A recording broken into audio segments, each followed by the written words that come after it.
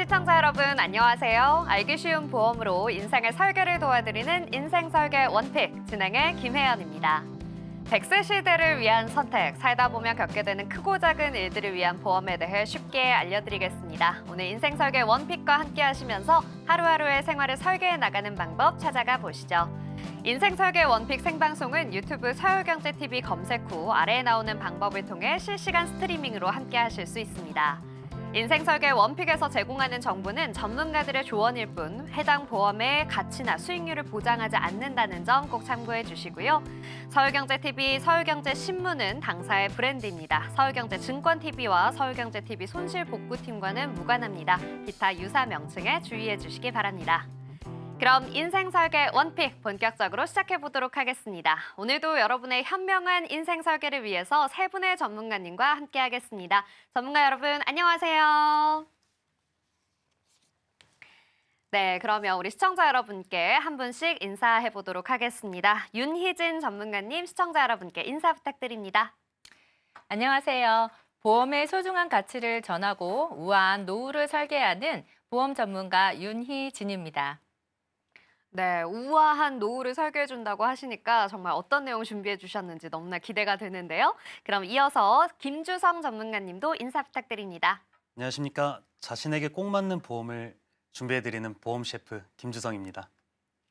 네, 보험 셰프라는 이름에 걸맞게 오늘은 또 어떻게 꼭 맞는 보험 소개해 주실지 궁금하네요. 마지막으로 정효은 전문가님 인사 부탁드립니다. 안녕하세요. 보험을 쏙쏙 쉽게 알려드리는 정효은 전문가입니다. 네, 쏙쏙 쉽고 재밌게 오늘 보험에 대해서 알려드리도록 하겠습니다. 자, 세 분의 전문가님과 오늘 또 유익한 정보 함께 이야기해 보도록 하겠습니다. 그럼 첫 번째 주제부터 화면으로 만나보겠습니다.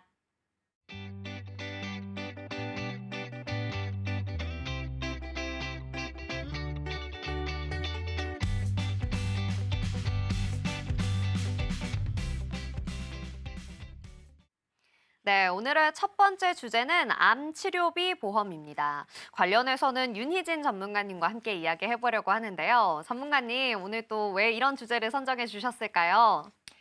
네, 혹시 우리 앵커님 주변에 암 투병 중이거나 아니면 투병 경험이 있으신 가족이나 지인분들 계실까요?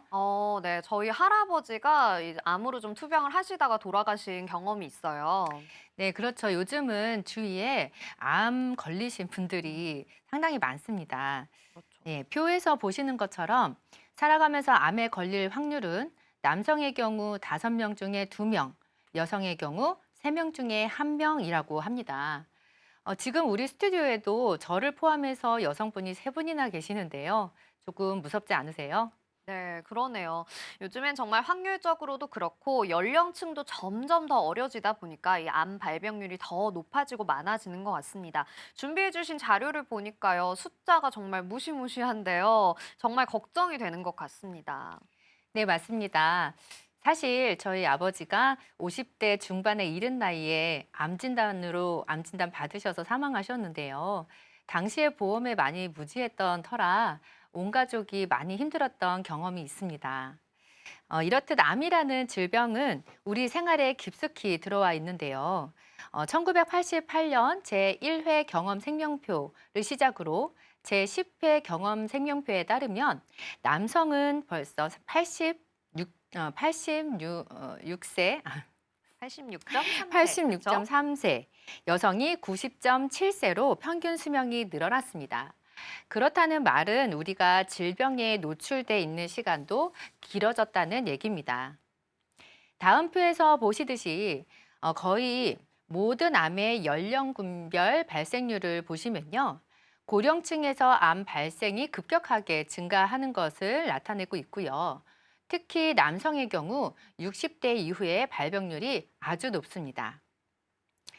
사망의 원인은 대부분 질병으로 인한 사망인데요. 특히 암과 같은 비감염성 질환이 대부분이고요. 다음 순위인 심장질환, 폐렴, 뇌혈관 질환, 고의적 자해 등과 비교해도 압도적으로 높은 것을 볼 수 있습니다. 생애 주기에 따라 겪을 수 있는 사망 위험에서도 10대부터 30대까지를 제외하고는 40대 이후부터는 사망 원인의 1위가 모두 암으로 나타납니다. 30대에는 위암, 유방암, 50대, 40대에는 간암, 60대 이후로는 폐암이 높게 나타나는데요. 나이에 따라서 조심해야 될 암이 또 다르기 때문에 생애 주기에 따라 대비가 필요합니다. 네. 제가 대학생 때 일인데 제 친구 중에 하나가 할머니가 자궁암으로 좀 많이 좀 힘들어 하시다가 항암 치료를 받으시는데 너무 고통스러워 하셔가지고 예, 많이 울면서 좀 속상해 이제 했던 그런 기억이 나요. 네. 이제 그때 당시의 치료는 전통적인 항암 치료라고 많이들 들어보셨을 거예요. 머리카락이 빠진 거나 또 구토를 하거나. 그래서 일상생활이 불가능해서 입원을 해야 하는 그런 치료였습니다. 근데 요즘은 통원으로도 치료하면서 일상생활에 거의 어려움이 없는 그런 치료법이 많이 개발이 됐습니다. 그렇군요. 맞아요. 과거에는 암 치료가 굉장히 고통스럽고 힘들다라는 인식이 많았습니다. 그리고 실제로 또 항암 치료를 받으시는 분들이 굉장히 힘들어 하셨고요. 그런데 최근에는 좀 새로운 치료법이 많이 개발되셨다라고 이야기해 주셨다 보니까 굉장히 좀 기대가 되는데 요즘의 치료 방법들은 또 어떤 치료 방법이 있을까요? 네, 의료 기술이 발전하고 또 암을 정복하고자 하는 각계의 각층의 노력이 있어서 암 예방과 또 진단, 치료 부분에서 굉장히 눈부신 발전을 이뤘는데요. 다음 표를 보시면서 이해하기 쉽게 설명드리겠습니다. 현재 1세대부터 4세대까지 암 치료 기술이 발전했는데요. 오. 앞서 말씀드린 제 친구 할머니께서 받으셨던 1세대 방사선 치료를 화학 항암 치료라고 부르죠. 화학 물질을 이용한 방식으로 암세포를 파괴하면서 주위 정상세포까지 파괴하기 때문에 부작용이 심하고 이겨내기 힘든 그런 치료였습니다. 이후에 표적 치료, 면역 치료, 또 중입자 치료 등 새로운 의료 기술이 많이 나오고 있습니다. 다음으로 표적 항암 치료는 기존 치료와는 달리 암 원인 물질인 암세포만 공격하는 치료 방법인데요. 부작용은 적지만 내성이 생길 수 있다는 단점이 있습니다. 면역 항암 치료는 환자 본인의 면역 세포를 활성화시켜서 면역 기능을 개선하는 방법입니다. 암세포를 직접 죽이기보다는 우리 몸이 스스로 암세포를 공격함으로써 부작용을 최소화시키고 있습니다. 그리고 꿈의 치료라고 불리는 중입자 치료가 있는데요. 2023년 연세 세브란스 병원에서 시작을 했어요. 준비 시간이 단 20분, 치료 시간은 단 2분. 그 치료 후에 바로 일상생활에 복귀가 가능한 굉장히 획기적인 방법입니다. 하지만 현재는 전립선 암을 기준으로 잡고 있어서 치료 범위가 좁은 그런 단점이 있습니다.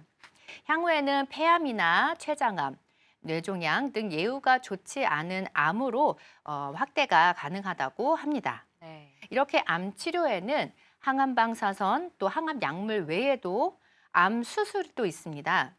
의료기술의 발전은 수술 부분에서도 굉장히 두각을 나타냈는데요. 개흉이나 개복으로 인한 그런 수술은 큰 상처를 만들기 때문에 또 회복력이 좀 더디거든요. 하지만 진화된 기술인 다빈치 로봇 수술 같은 경우는 3D 카메라로 10배까지 확대를 할 수가 있어서 치료 범위도 굉장히 좁고요. 환자 몸에 작은 상처를 내기 때문에 굉장히 빠른 또 회복력을 보인다고 합니다. 네, 그렇군요. 이 로봇, 3D 이런 이야기들을 쭉 해주셨는데 이야기를 듣다 보니까 치료 기술이 발전하는 만큼 비용도 좀 비싸지지 않을까라는 우려가 좀 듭니다. 얼만큼의 비용이 발생할까요? 네, 기존 1세대 치료들은 암이라는 무서운 질병이기 때문에 국가에서 인정한 산정 특례 이렇게 대상자가 되고요. 그래서 급여 부분에 있어서는 5년 동안 저렴하게 치료가 가능합니다. 하지만 신의료 기술에 해당하는 이런 암 치료들은 산정 특례 혜택을 받기 어려운 비급여가 대부분이거든요. 또 개발 과정에서 필요한 연구나 또 실험이 복잡하다 보니까 암 치료제 자체가 고가일 수밖에 없고요. 또 그렇다 보니 환자의 치료비 부담이 많이 높은 것은 사실입니다. 네. 화면에서처럼 다양한 표적 항암제 또 명은력 항암제들이 있습니다. 예를 들어 유방암에 쓰이는 표적 항암제 캐사일라 주의 경우는요. 월 치료비가 500만 원이 넘고요. 네. 연간 치료 시 치료비가 6,200만 원 정도 됩니다. 또 많이들 알고 계시는 지미 카터 전 미국 대통령의 경우도요. 면역 항암제인 퀴투르다의 경우 뇌와 폐환 등에 이렇게 사용이 되는데 월 치료비가 950만 원 정도, 또 연간 치료 시 치료비가 1억 1천만 원이 넘는 고액의 치료제입니다. 네. 이렇게 암 종류에 따라서 월 치료 비용이 300만 원에서 1천만 원, 또 1년 동안 치료한다면 4천만 원에서 1억이 넘는 비용이 발생하게 되는데요. 빠른 시일 내에 치료가 끝나면 좋겠지만 그렇지 못할 경우에는 엄청난 경제적 부담이 될 수 있겠죠. 이 꿈의 치료인 중입자 치료는 현재 전립선암만 가능하다고 말씀드렸는데요. 한 회에 400만 원에서 700만 원 이상의 비용이 발생합니다. 그런데 이 치료를 일주일에 3번, 또 이거를 12번의 치료를 통해서 완치가 됐다고 했는데 사실상 꿈의 치료이긴 하지만 비용이 5천만 원에서 1억 이상의 또 비용이 발생을 하죠. 호전된 이 환자분들의 공통점을 보면요. 대부분 민간보험을 가입하고 계신 분들이세요. 네. 결국에는 돈이 준비된 환자라는 점을 알 수 있고요. 슬픈 얘기지만 암은 돈이 고치는 질병이다라는 거를 인정할 수밖에 없는 현실입니다. 네. 또 대부분의 환자분들이 이렇게 준비 없이 갑작스럽게 암이란 질병을 진단받고 또 치료비에 대한 걱정만 해야 되는 게 아니라 실직이라든가 또 휴직 이렇게 해서 내 가족의 생계까지 위협을 받게 되기도 하고요. 또 고가의 비용이다 보니까 또 치료를 포기하는 경우도 있습니다. 통계에 따르면 화면상에 보시는 통계에 따르면 경제적 부담으로 86.5%의 환자가 비급여 항암 치료를 중단하거나 또 연기를 고민한 적이 있다고 합니다. 비용에 상관없이 계속 비급여 항암 치료를 하겠다라고 응답한 경우는 7%밖에 안 된다라는 사실이 마음이 아픕니다. 네, 그렇군요. 이 암이라는 큰 병에 걸린 것도 너무나 속상하실 텐데 거기에 매달 들어가는 치료 비용이 이렇게 부담이 된다면 정말 암 치료가 가계 경제에 큰 부담이 될 것 같습니다. 그렇다면 좀 부담을 덜기 위해서 우리가 준비를 꼼꼼히 해두어야 할 것 같은데요. 어떻게 준비를 좀 하면 좋을까요, 전문가님? 네, 우리나라는 여전히 사망률 1위가 암입니다. 앞서 말씀드린 것과 같이 암의 치료 기술이 날로 발전함에 따라서 생존율도 또 증가하고 있는데요. 표에서 보시는 것처럼 93년에서 95년 42.9%였던 5년 생존율이 2020년 시점에서는 71.5%로 오른 것을 보실 수 있습니다. 위암의 경우 5년 생존율이 78%고 유방암과 전립선암은 90%가 넘고요. 갑상선암의 경우 100%로 우리가 치료에만 전념할 수 있도록 든든히 대비가 되어 있다면 암은 더 이상 극복하지 못할 질병은 아닙니다. 암으로 진단받고 치료를 시작해서 급여 치료에서 끝나지 않고 비급여 치료가 진행이 된다면 우리는 어느 정도 준비를 해야 할까요? 사실 직접적인 치료뿐만이 아니라 암치료센터에서의 입통원이라든지 또 간병비, 또 실직이나 휴직으로 인한 직간접적인 비용까지 모두 고려해야 합니다. 평균적으로 2년치 연봉이 필요하다, 안진단비는 2년치 연봉이 필요하다 이런 이야기들을 많이 해요. 네. 그렇다면 보통 50대 남성 기준 1억 5천에서 2억 정도의 암진단비를 준비해야 되는데 사실상 좀 현실적으로는 어렵습니다. 암보험으로만 매달 30만 원 이상의 보험료를 납부하셔야 되는데 사실 질병이 암만 있는 건 아니잖아요. 그렇죠. 예, 다른 위험에 대한 대비도 해야 되는데 가정 경제에 엄청난 부담을 줄 수 있습니다. 그렇다고 고가의 치료를 받게 될 확률 또한 무시할 수는 없습니다. 그래서 지금까지 표적 항암 치료비, 중입자 치료비, 항암 방사선 치료비 등등의 많은 종류의 암 치료 관련 특약을 각각 따로따로 가입을 해왔습니다. 네. 그런데 위에 나열된 이런 특약들은 대부분이 갱신 특약들이어서 노후에 유지하기 어려울 수 있다는 단점이 있고요. 또 해당 치료를 받지 않으면 지급되지 않을 수도 있다라는 단점이 있습니다. 네. 이런 단점을 보완하면서 또 고가의 암 치료도 어느 정도 대비할 수 있는 특약이 있다면, 그러면서도 암 진단비보다 저렴한 수준이라면 우리 앵커님은 준비하지 않으실까요? 그럼요. 당연히 준비해야겠다라는 생각이 드는데요. 진짜 그런 특약이 있을까요? 너무나 궁금합니다. 어떤 특약인가요, 전문가님? 네, 암 주요 치료비라는 특약입니다. 출시된 지 꽤 됐지만 아직도 모르시는 분들이 많으시더라고요. 네. 이 개복술이나 개흉술, 또 다빈치 로봇 수술, 표적 항암 수술, 카티아 항암 치료제, 세기 방사선, 양성자 방사선 등등의 이런 신의료 기술들을 모두 인정하면서 급여 치료, 비급여 치료 상관없이 보장이 가능합니다. 즉, 급여 치료로 내가 5만 원의 치료비를 냈거나 아니면 비급여로 990만 원의 비용을 냈어도 비급여 치료로 1년에 한 번이라도 암 치료를 받았다면 최대 2천만 원까지 매년 보상이 됩니다. 보통 암 치료는 한 번으로 끝나는 게 아니라 2년, 3년 여러 해에 걸쳐서 치료를 해야 될 수도 있거든요. 매년 한 번이라도 암 치료를 했다면 5만 원짜리 치료든 500만 원짜리 치료든 매년 가입 금액을 지급하고 최대 10년 동안 지급합니다. 그렇다면 최대 2억까지 보상이 가능하겠죠. 네네. 이 표적 항암 치료 같은 고가의 항암 치료는 일회성으로 끝나지 않고 여러 차례 투약을 하거나 또 주사를 맞아야 하기 때문에 여러 해 동안 치료가 지속될 수 있습니다. 개별 암 치료 특약과 함께 단점을 보완을 할 수 있는 이 암 주요 치료비를 준비하신다면 가정 경제가 무너지는 이런 극단적인 위험은 막을 수 있지 않을까 싶습니다. 네, 그렇군요. 우리 전문가님의 설명을 듣다 보니까 말씀해주신 암 주요 치료비라는 특약 정말 꼭 준비를 해야겠다라는 생각이 듭니다. 자, 그렇다면 이렇게 설명해주신 내용들 우리 시청자분들께 다시 한번 좀 정리해 주시면서 꼭 주의해야 할 주의점도 좀 짚어주세요. 네, 정리해드리면 암 주요 치료비 특약은 비갱신 형태가 있기 때문에 보험료 변동 없이 일정 기간 동안 납입하고 완료 후에 90세든 100세든 보장을 받을 수 있습니다. 대부분 갱신형인 그런 개별 암 치료 특약들의 단점을 보완했다라고 할 수 있겠죠. 특히나 이런 고가의 항암제들은 비급여인 경우가 많아서 급여만 지원해주는 산전특례의 혜택을 받지 못하기도 하거든요. 건강보험에서도 의료비 지원을 받지 못하다 보니까 의료비 부담으로 치료를 포기하는 안타까운 일이 또 생기고 있습니다.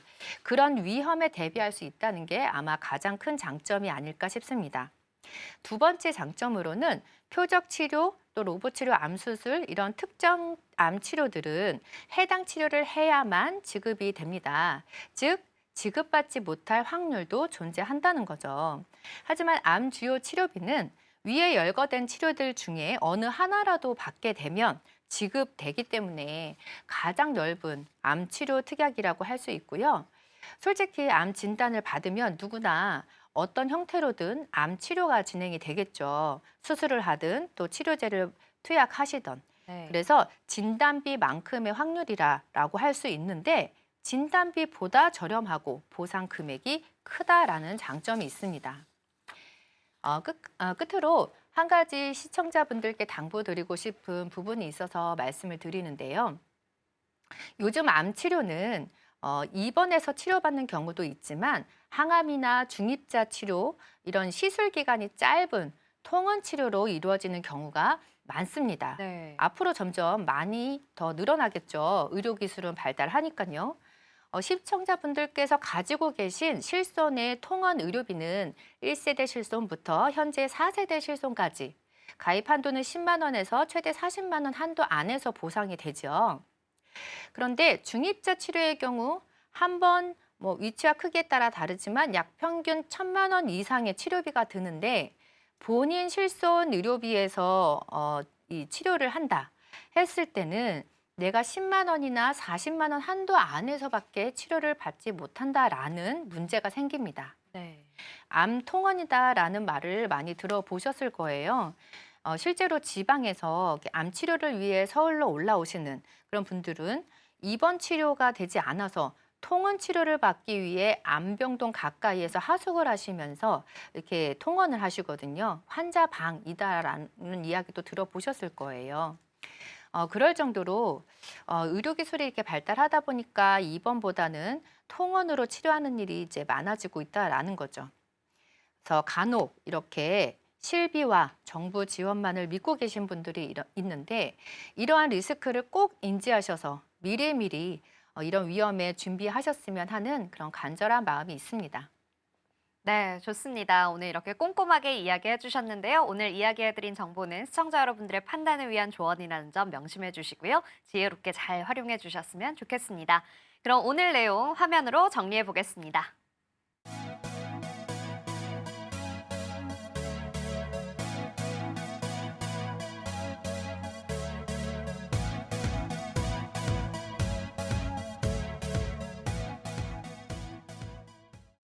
네, 이렇게 첫 번째 주제까지 만나봤습니다. 이어서 두 번째 주제 만나볼 텐데요. 어떤 주제인지 정말 궁금하네요. 두 번째 주제도 화면으로 만나보시죠.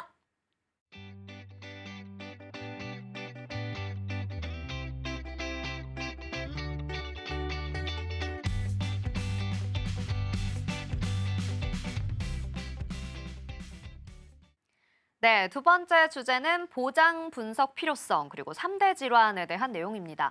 3대 질환 이야기는 사실 우리가 많이 다뤄봤었는데 보장 분석의 필요성 과연 어떤 내용일지 너무나 궁금해집니다. 관련해서 김주성 전문가님과 함께 이야기해보려고 하는데요. 전문가님, 오늘 주제는 또 어떤 이유로 이렇게 준비를 해주셨을까요?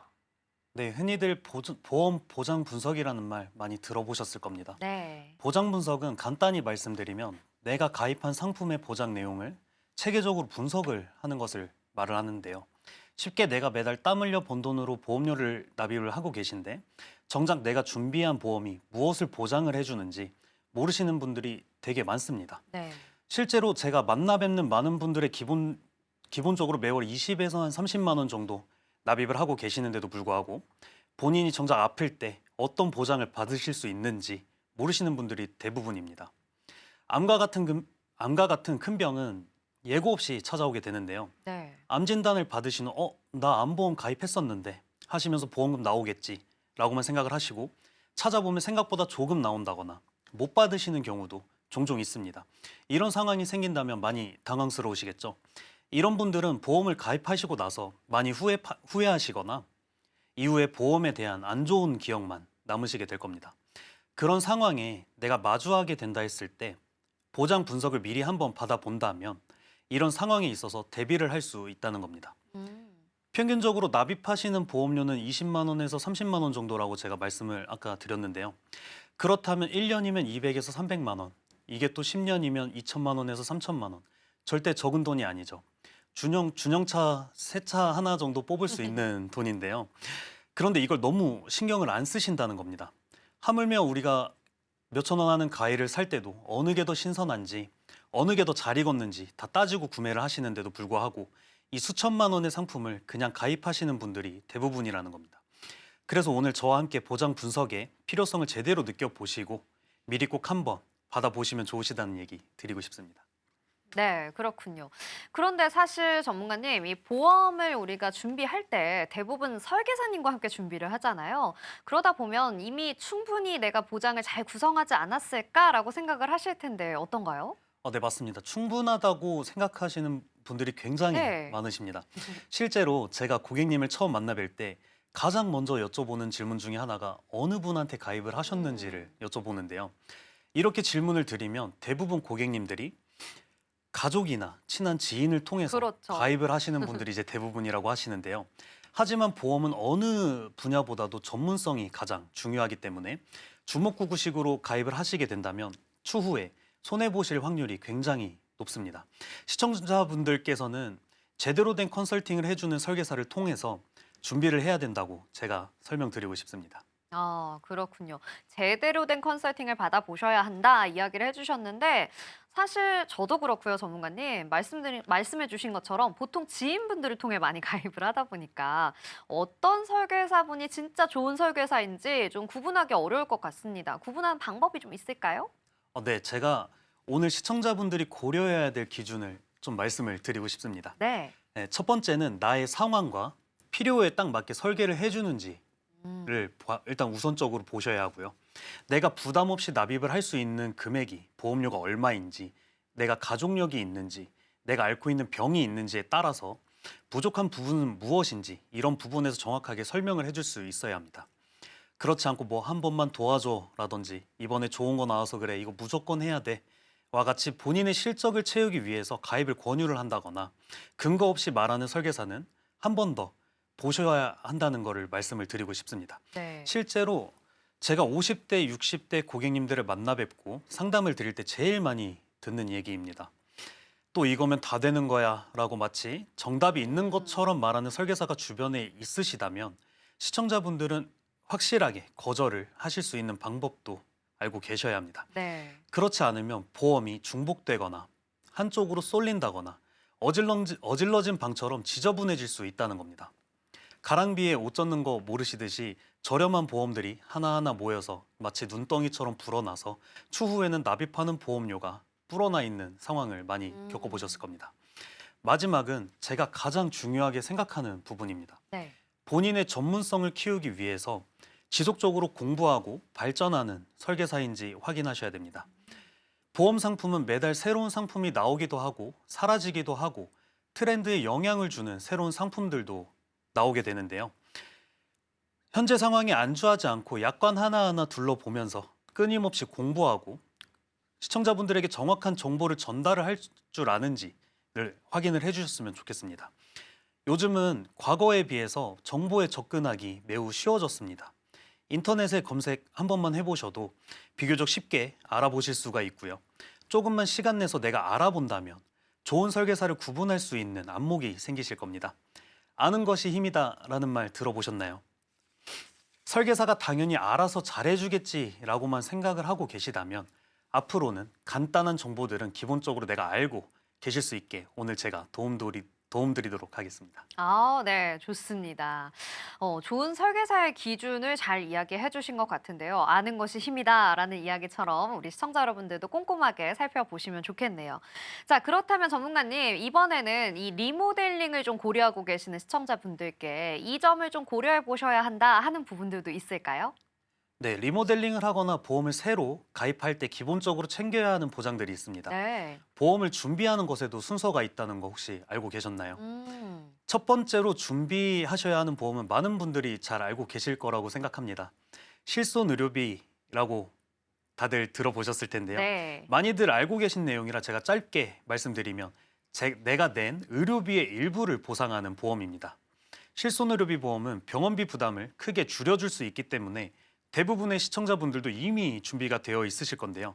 다들 한 번쯤 들어보신 비급여 치료의 경우에는 정부에서 지원을 해주지 않기 때문에 실손의료비는 최우선적으로 준비를 하시는 게 가장 좋습니다. 두 번째는 3대 진단비입니다. 3대 진단비는 암, 뇌질환, 심장질환에 걸렸을 때 지급되는 보험금입니다. 치료의 유무와 상관없이 진단받으시면 청구를 하실 수가 있기 때문에 진단비의 주 목적은 내가 아플 때 지출해야 할 병원비 혹은 의료비 혹은 간병비라든지 이런 부분을 위해 쓰시거나 당장의 경제활동을 못하게 됐을 경우에 생활비 목적으로 사용할 수 있습니다. 지금 보시는 자료는 2024년 10월에 통계청에서 발표한 2022년도, 3년도 국민들의 사망 원인 순위입니다. 22년과 23년 모두 1위는 암으로, 2위는 심장질환으로, 3위와 4위는 코로나로 인한 일시적인 변동을 제외하면 3위는 폐렴, 4위는 뇌혈관 질환으로 한국인 사망 원인 중 1위부터 4위에 3대 질병이 모두 포함되어 있습니다. 네, 그러네요. 유명하신 분이죠. 1년에 10,000건 정도 부검을 하신다고 합니다. 법의학자 유성호 서울대 교수님이십니다. 화면을 보시면 아시겠지만 결국에 우연한 사고로 인한 사망이 아닌 경우에는 대부분 암, 뇌, 심장 질환으로 인해서 사망을 한다고 하는데요. 제가 고객님들을 만나 뵙다 보면 보험료만 내고 한 번도 혜택을 못 받았다고 농담처럼 하소연하시는 분들도 많으신데요. 3대 진단비는 혹시 모를 위험의 준비를 해야 될 부분 중에 중요한 한 가지입니다. 네. 마지막 세 번째는 수술비입니다. 진단비의 경우 진단 시 1회만 지급을 하도록 되어 있기 때문에 수술비 같은 경우에는 수술비, 내가 수술을 받았을 때 지급을 받으실 수가 있습니다. 그래서 추후에 진단비를 청구받고 나서 부족한 부분을 보완해 줄 수 있는 효과를 주고 있는데요. 또 실비는 내가 낸 의료비 안에서 일정 부분을 보장을 해주고 있고, 따로 준비하는 정액형 보상의 상품들은 내가 부담하는 자기 부담을 완화를 해줄 수 있다는 게 장점이 되고 있습니다. 요즘은 의료기술이 매우 발달을 했기 때문에 통원으로도 충분히 치료가 가능한 그런 병들, 수술, 치료법들이 많이 늘어나고 있는데요. 금액이 큰 수술을 통원으로 치료를 받는다면 실손의료비 통원 한도 내에서 보상받기는 매우 힘들어집니다. 네. 예를 들어 내가 만약에 100만 원의 치료를 받았다 했을 때 실비 통원에서 보상하는 10만 원 내지 40만 원 안에서 한도에서 보상을 받게 된다면 나머지 차익분에 대한 돈은 내가 자기 부담금으로 지출을 해야 되는 상황이 생기게 되는데요. 결국 자기 부담금을 생기게 됐을 때 이 부분을 내가 막아줄 수 있는 담보가, 이런 수술비 담보가 있다고 하는 겁니다. 네. 이렇게 실손의료비 3대 진단비, 수술비 정도가 기본적으로 챙겨야 하는 주요 보장이라고 할 수 있고요. 각자 필요에 따라서 사망이나 치아, 치매, 간병 등등 본인의 상황과 환경에 따라서 준비를 하시는 게 가장 좋습니다. 개인적으로 저는 보험에 정답은 없다고 생각을 합니다. 다만 사람마다 살아온 환경이 다르고 경험이 다르듯이 전부 본인에 맞는 담보로 구성을 하는 것이 가장 핵심이라고 할 수 있습니다. 리모델링을 하실 때 조금이라도 보험료를 줄이는 것이 목적이신 분들은 제가 말한 이 세 가지, 실손의료비, 진단비, 수술비, 이 기준을 명확하게 하시고 이 이외에 비효율적인 특약들은 정리를 하시는 것을 추천드립니다. 네, 그렇군요. 우리 시청자분들께서 보험을 리모델링 해야 할 때 고려할 점을 아주 꼼꼼하게 잘 짚어주셨습니다. 저는 이야기를 듣다 보니까 그중에서도 두 번째로 이야기해 주셨던 3대 진단비 굉장히 좀 눈에 띄는데요. 이 진단비 담보를 준비할 때 우리가 또 체크해야 할 포인트들이 있을까요?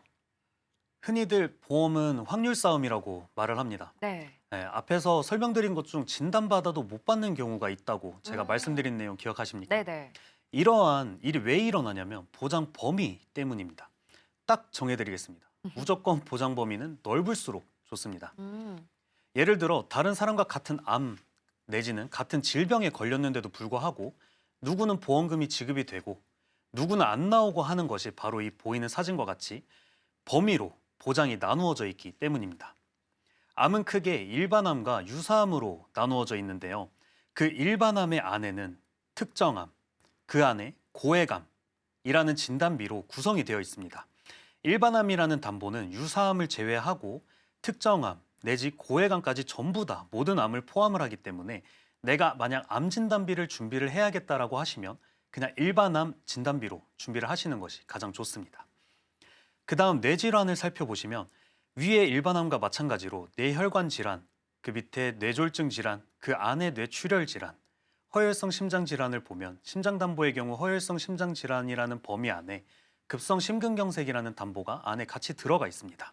3대 질환은 위에서 설명드린 대로 발병률도 높고 가장 큰 사망 원인이기 때문에 준비를 하신다면 당연히 보장 범위가 가장 높은 상태로 준비를 하셔야 하는데요. 일반암, 뇌혈관 질환, 허혈성 심장 질환으로 준비를 하셔야 한다고 설명드리겠습니다. 요즘은 국가에서도 검진을 시켜주고 사비를 내시면서 검진을 받으시는 분들도 굉장히 많아졌습니다. 그러다 보니 실제로 과거에 비해서 병을 조기 발견하여 커지기 전에 치료받고 호전되시는 분들이 굉장히 많아졌다고 하는데요. 또 요즘은 더 확대된 심장질환 특약들이 계속 나오고 있기 때문에 이러한 부분 또한 설계사와 같이 체크하고 준비하시는 게 좋다고 설명드릴 수 있겠습니다. 네, 그렇군요. 보장 분석에 대해서 아주 잘 이야기해 주셨습니다. 자, 그렇다면 보험의 리모델링을 고려하고 계시는 우리 시청자분들께 전문가님께서 주의점을 좀 짚어주신다면요? 네, 많은 분들이 보험을 유지를 하고 계신데요. 네. 대부분 필요하다고 느끼셔서 준비를 하셨을 거예요. 하지만 이런 내용을 설명 들어보시면 대부분은 잘 모르시고 계시기 때문에 이 방송을 보시는 시청자분들은 보장 분석을 한번 받아보시고 제가 설명드린 진단비, 수술비, 보장 범위에 대해서 한번 되새기시고 전문성 있는 설계사와 하나하나 꼼꼼히 준비하셨으면 좋겠습니다. 건강보험은 결국 저축과 재테크가 아닙니다. 결국은 소비 지출이기 때문에 불필요한 보험료는 줄이시고 본인에게 맞는 상품을 가입을 하셔야 합니다. 보험 상담을 하다 보면 특약들이 굉장히 많습니다. 복잡하기도 하고요. 대상포진이라든지 충수염, 독감 등등 이런 많은 것들을 듣고 있다 보면은 이것도 필요할 것 같고 저것도 필요할 것 같고 하나하나 합리적인 판단이 안 될 수가 있습니다. 그러다 보면 과도하게 보험료를 지출하게 되는 경우가 굉장히 많기 때문에 이거 하나만 기억을 하시면 좋을 것 같습니다. 보험은 인생의 큰 위기가 닥쳤을 때 경제적 위험에 대비하는 겁니다. 보험으로 조그만한 이득을 보기 위하여 가입을 하시는 게 아니라 보험의 본질, 가입 목적을 절대 잊지 않으시고 보험 리모델링을 통해서 단순히 보험료를 줄이실 게 아니라 필요한 보장을 강화를 하시되 불필요한 담보가 있다면 줄여내는 게 핵심이라고 설명을 드리겠습니다. 이상 전문가 김지성이었습니다. 감사합니다. 네, 고맙습니다. 오늘 전문가님의 이야기를 잘 참고해 보시면 좋겠습니다. 오늘 소개해드린 정보는 여러분의 판단을 위한 조언일 뿐이라는 점 명심해 주시고요. 현명하게 잘 활용해 보셨으면 좋겠습니다. 함께 해본 내용 화면으로 정리해 보겠습니다.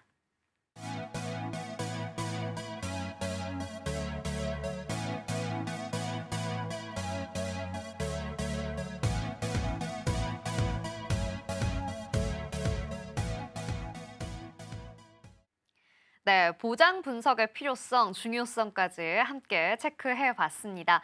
자, 이제 오늘의 세 번째 주제만이 남아 있는데요. 세 번째 주제는 어떤 주제일까요? 화면으로 만나보시죠.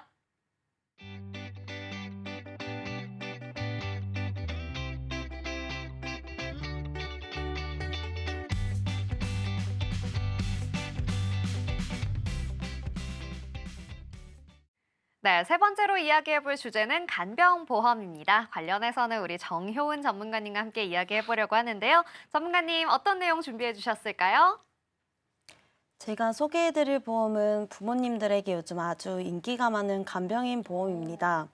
자녀분들이 부모님들께 가입시켜드리는 경우도 많고 어르신들이 자녀에게 짐이 되기 싫어서 직접 준비하시는 경우도 많아서 효도보험이라고도 하는데요.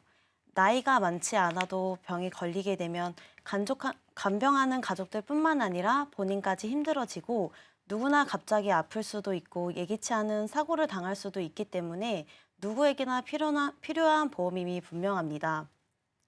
제 주변에도 가입하신 지 3개월 뒤 무릎 수술을 하시고 돌봐줄 가족이 없으셔서 간병인 사용을 2주 정도 하셨었는데요. 상당 부분을 보험을 통해 보장받으시고 간병인 보험 없었으면 어쩔 뻔했냐고 엄청 고마워하셨던 사례가 생각이 납니다. 아무래도 부모님 같은 경우 아프다고 자식한테 짐이 되어주고 싶지 않지만 만만치 않은 간병비에 많이 부담이 되는 게 현실인 것 같습니다. 이제 간병인 보험은 누구에게나 선택이 아닌 필수로 들어야 하는 보험인데 시청자님들이 이해하기 쉽도록 간병인 보험을 준비해야 하는 이유와 간병인 보험 종류에 대해 알려드리겠습니다. 네, 그렇군요. 이 사례를 듣고 보니까 정말 중요한 보험이다라는 생각이 드는데요. 사실 실비보험이나 암보험은 많은 분들이 가입을 하셨을 거예요. 그런데 간병보험은 조금 생소한 느낌이 듭니다. 간병보험 왜 필요한 건지 이야기해 주세요. 첫 번째로 먼저 변화하는 사회구조입니다. 65세 이상 노인 인구는 지속적으로 증가하고 있습니다. 앞서 보이시는 표처럼 대한민국은 이미 고령사회에 진입했고 곧 2026년도에는 초고령 사회에 진입할 것으로 예상하고 있습니다. 이처럼 노인 인구는 늘어나고 치료 기술은 나날이 증가하니 결국 생존율이 올라가는 결과를 낳을 수밖에 없는데요. 그렇죠. 생존율이 올라간다는 건 오래 살 수 있다를 의미하지만 마냥 건강하게 늙을 수는 없는 게 현실인 것 같습니다.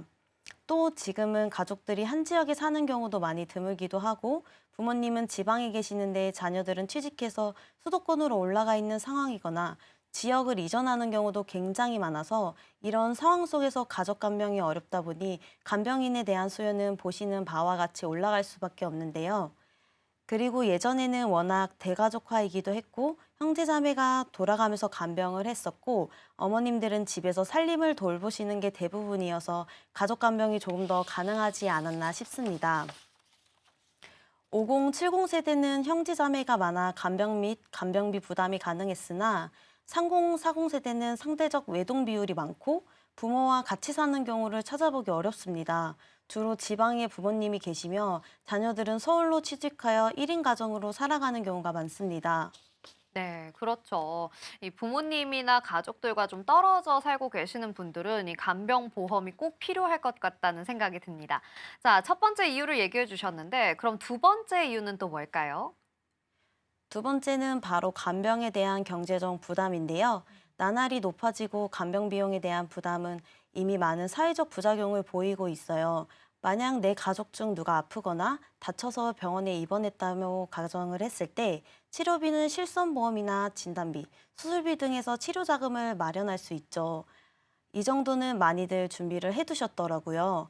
근데 그 이유를 생각해 보면 간병이 필요할 때 누가 해줄 것인지 하루 이틀 정도야 가족 중 한 명이 봐주면 된다고 생각이 들겠지만 이 간병 기간이 만약 한 달, 두 달, 그 이상이 된다면 현실과 부딪히기 시작합니다.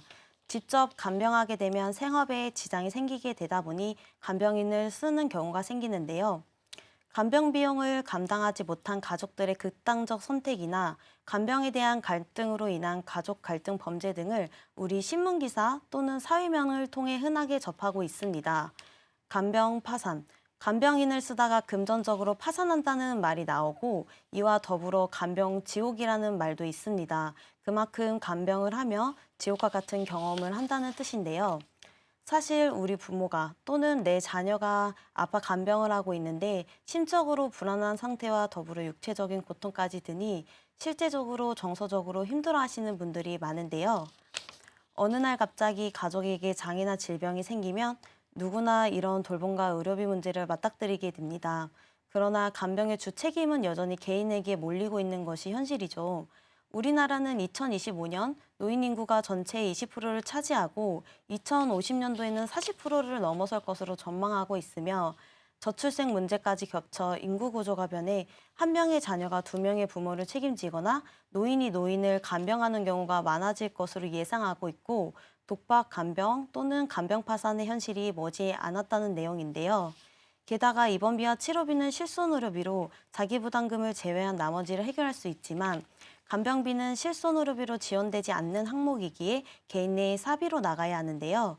이를 그만두고 병원 치료를 받아야 하기 때문에 직장에 월급 없이 모아둔 돈을 갉아먹는 상황이 됩니다. 진단보험금은 준비되었지만 간병비는 필요 없겠지 하시는 분들도 많습니다. 하루 평균 금액을 알아보니 하루 간병비 13만 원으로 계산했을 때 일주일이면 91만 원, 한 달이면 390만 원, 그 외 추가 비용까지 생각한다면 그 이상의 비용을 든다는 것을 인지했을 때도 과연 필요 없다는 생각이 드실까요?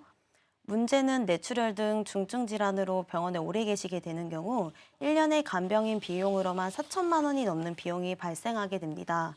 거기에 병원비는 별도로 추가로 납부하셔야겠죠. 형제끼리 나누어서 부담을 하더라도 적은 액수는 결코 아닙니다. 네, 그러네요. 정말 말씀해 주신 걸 들어보니까 생각보다 많은 비용이 들고요. 정말 가게에 많은 부담이 되겠다는 생각이 듭니다. 네, 보시는 바와 같이 최근 간병비가 물가 상승률을 훨씬 웃도는 상승률을 기록하였는데요. 입원 환자를 둔 가족들이 많은 어려움을 토로하고 계십니다. 비용도 비용이지만 병원에 24시간 붙어 있을 수 없기 때문에 간병인이 우리 가족을 대하는 태도나 정성은 간병인 개인 역량이므로 일반적으로 측정되는 비용보다 더 적게 줄 수도 없는 노릇이죠. 한마디로 부르는 게 값인 상황인 건데요. 표를 보시면 간병인 부담 체감 비율이 나와 있습니다. 7만 원에서 15만 원, 이상 다양한 비용을 부담했다고 하는데요. 이 비용에 대해서 96%가 넘는 비율이 조금 비싸 부담스럽다는 의견이 많습니다. 네, 그렇군요. 이 간병인 보험 꼭 준비를 해야 될 것 같은데요. 그렇다면 간병보험 종류는 어떤 게 있을까요? 간병인 보험 지원 일당과 사용 일당으로 나뉘게 되는데요. 간병인 지원 일당은 상해나 질병으로 병원에 입원 시 간병인을 병원으로 파견해 주시는 건데요. 본인이 간병인을 구할 필요 없이 보험사에 요청하면 48시간 이내에 간병인을 보내주게 됩니다. 그렇게 간병인의 신원이라든지 능력에 대해서 보장이 되어 있고 인건비 상승에 대한 부담 없이 쓸 수 있다는 장점이 있습니다. 하지만 이런 큰 장점이 있는 만큼 단점도 있는데요. 48시간 안에 보험회사에 간병인을 요청해야 돼서 입원하고 신청하면 하루 이틀 정도 간병인이 늦게 올 수 있고 또한 직접 구해야 되지 않아 수고스러움은 덜 수 있지만 친절하다든지 나와 맞지 않는 간병인이 올 수도 있습니다. 대신 마음에 들지 않아 교체를 원한다면 교체도 가능하니 걱정하지 않으셔도 될 것 같습니다. 그리고 한 가지 더 큰 단점이라고 한다면 간병인 지원보험은 갱신형밖에 없다는 것인데요. 3년 갱신, 10년 갱신으로 선택할 수 있습니다. 3년 갱신은 아무래도 갱신 주기가 짧게 저렴하고 10년 갱신은 갱신 주기가 길기에 3년 갱신보다 가격이 더 나간다는 점 참고하시면 좋을 것 같습니다. 그 다음 간병인 사용 일당은 간병인 업체라든지 어플을 통해 직접 간병인을 고용한 후 간병인에게 들어간 금액만큼 보험사에 영수증을 청구하여 가입된 금액만큼 보상을 받을 수 있는데요.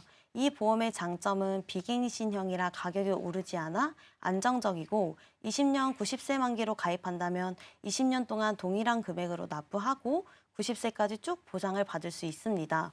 다만 물가 상승률을 대비 인건비 상승을 예측할 수가 없어 가입한 금액 외에 인건비 상승 부분은 개인이 내야 한다는 단점이 있습니다. 네, 그렇군요. 이 인건비가 상승한다는 단점이 있다 이야기해 주셨는데 이것들을 좀 보완할 수 있는 방법은 없을까요? 네, 그래서 체증형 특약이라는 것이 있는데요. 간병보험의 장점은 일당으로 또는 지원을 받을 수 있지만 물가 상승률을 반영하지 않는데요. 최저임금이 계속 오르고 있는 추세인데 내가 간병을 받아야 10년, 20년 뒤에 인건비를 꼭 고려해 보셔야 하는데 그래서 5년마다 가입 금액의 5%를 인상하는 체증형 특약 또는 보험료 납입이 완료된 이후에 두 배가 되는 특약 등이 있으니 가입 시 이를 고려하여 가입하시는 것도 방법일 수 있을 것 같습니다. 마지막으로 한 가지 더 소개를 해드리자면 간호통합 서비스에 대해서 모르시는 분들이 많을 것 같아요. 여러 병원의 플랜카드, 홍보자료 등 보신 분들이 많으실 거라고 생각합니다. 시행하고 있는 병원들도 많이 있고 서비스를 이용해 보신 분들도 많이 있으실 텐데요. 보건복지부와 국민건강보험공단이 간병비를 부담을 해소하기 위해 보호자와 간병인이 병실에 상주하지 않고 간호사, 간호조무사, 간병 지원 인력 등 간호 인력이 입원 환자를 직접 돌보며 24시간 간호간병을 하는 제도인데요. 네, 그렇군요. 이런 제도가 있다라는 건 저도 지금 알았습니다. 이미 전문 인력이 돌본다는 것 자체가 굉장히 좋은 서비스인 것 같은데 자세한 장점을 좀 짧게 이야기해 주세요. 네. 간호간병 통합 서비스의 장점으로는 첫 번째로 제일 중요한 비용을 절감할 수 있다는 점인데요.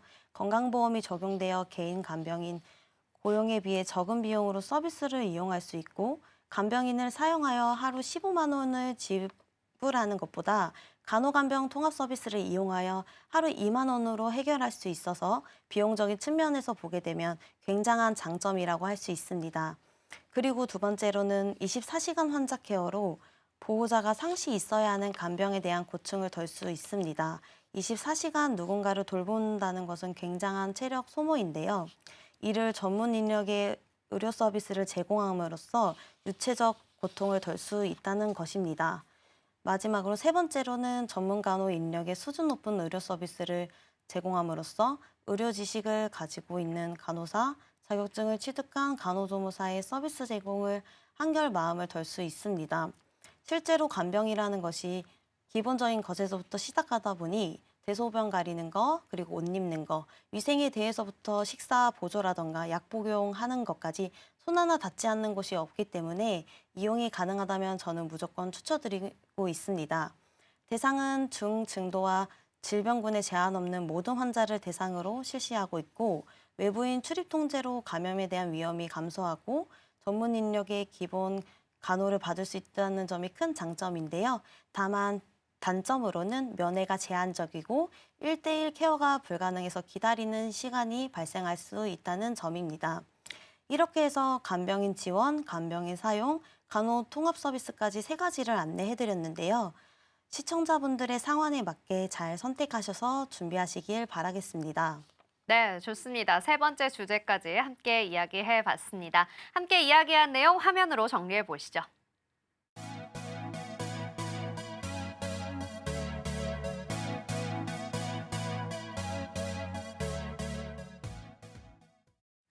네, 오늘 소개해드린 정보는 시청자 여러분들의 판단을 위한 조언이라는 점 기억해 주시기 바랍니다. 인생설계 원픽에서 제공하는 정보는 전문가들의 조언일 뿐 보험의 가치와 수익률을 보장하지 않는다는 점 기억해 주시고요. 오늘 방송 서울경제TV 홈페이지와 서울경제TV 유튜브를 통해 함께 하실 수 있습니다. 인생설계 원픽, 오늘 내용은 여기까지입니다. 시청해 주신 여러분 고맙습니다.